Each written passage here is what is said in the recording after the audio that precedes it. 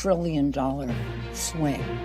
President Obama comes in, first year, he reduces the deficit, which is what contributes to national debt, by $700 billion. Are stimulus checks going to be sent out immediately? Well, there has been new released information on $2,000 stimulus checks. The lawmakers are now negotiating on $100 stimulus payments. The gas prices are soaring nationwide, and AAA reports that the national average cost of a gallon of gas hit $5.16 as of June 14th.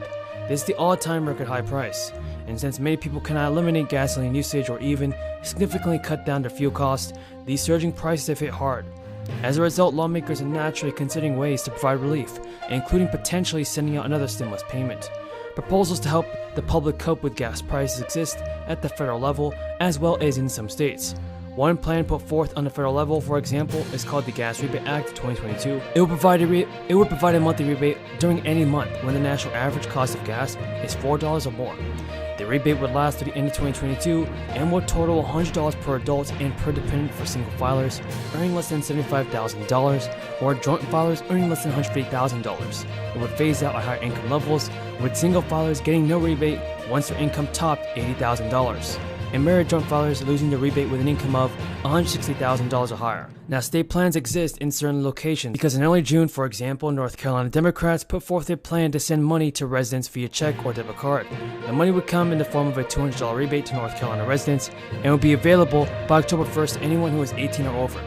Now, this is a bit different from the past stimulus checks that have come from the federal government because those were able to be deposited into people's bank accounts if they provided the information, and while these payments would come in the form of a debit card or check only. So the child tax credit in 2022 will return to conditions offered by the IRS before the American Rescue Plan expanded it. The amount of the credit is smaller, and eligibility is more restricted than last year.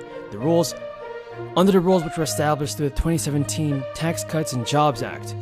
These changes will be in effect through the 2025 fiscal year if no action is taken by Congress to modify the credit before then. A big change to help many families last year was, instead of receiving monthly installments on the credit they did from July to December of 2021, the money will be distributed in the form of a single tax credit, which will reduce the size of the recipient's tax bill or increase their tax refund. Taxpayers with eligible children will be able to claim a credit worth up to $2,000 per child, and this year the credit is partially refundable and there is an earnings threshold. To be able to start claiming up to $1,400 portion known as the additional child tax credit. Taxpayers who owe less in taxes than the refundable amount will have it added to their tax refund. The non-refundable portion will reduce taxes owed dollar for dollar. The 2022 child tax credit is available to parents with dependents under the age of 17 at the end of the year, December 31st, 2022, and who meet certain eligibility requirements. And under the credit, children ages 17 were eligible for the full amount of the much larger 2021 child tax credit. Many studies have linked the 12-month child tax credit expansion to a decrease in child poverty, and first-hand accounts for those who received the payments occurred. Who opposed me on that score. I always, when people have a suggestion, I say, does it create jobs? Does it create jobs? Does it reduce the deficit? The national debt, and let's go bigger, the national debt. So And we always were. In any of the proposals that we put forth, whether it was 3.5 or 1.75 or whatever it was, we always had the thought that we would be reducing the national debt in all of that. And if you look at the history, it's under Democratic presidents that the national debt has been reduced. The deficit greatly reduced under President Biden. Check that out. And under President Clinton, we had PAYGO instituted for the first time in. Now, the IRS estimates that nearly $1.5 billion in refunds remains unclaimed because people have yet to file their tax returns.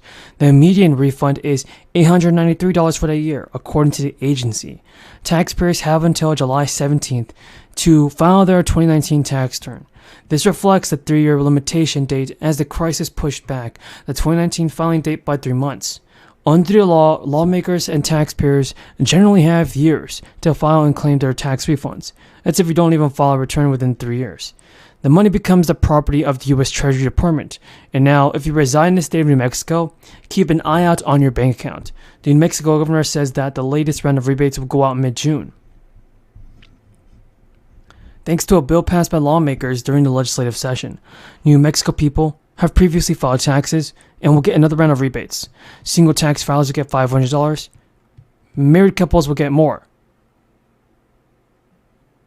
And taxpayers who use direct deposit when filing their tax returns will get the latest round of rebate checks automatically via direct deposit. If you moved here since 2021, you should update your address online via the Taxation and Revenue Department's Taxpayer Access Point. Now, for everybody in the United States of America, well, the Bureau of Labor Statistics reported that the consumer prices climbed 5% in March, down from 6%. The latest inflation reading represents the 9th straight month of easing price growth on an annual basis, and it's down from 9% high last June. But it's still well above the Federal Reserve's 2% target, among the key categories still seeing outsized paced growth, and now it's climbing 8.5% from March 2022 to March 2023, which hit 8.3% growth. As a result, cooling inflation won't really have proved much about solace to consumers in its demand that the Fed is aiming to address by raising interest rates. Food and rent are among the categories that continue to have the largest price increase. Food prices already climbed 10%. In the same month, rents had the largest one-month increase on record, climbing 8.2%, and rent data is even considering a lagging indicator, meaning surveys are slower to capture real-time changes because most leases are at a 12-month long. We have a ton of good news about the fourth stimulus check, Social Security benefits, SSI and STI. I'm ready to see what President Biden could do for you folks, and let's see what he could do for the American people.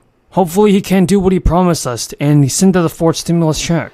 Now, first of all, the weather is heating up and so are gas prices.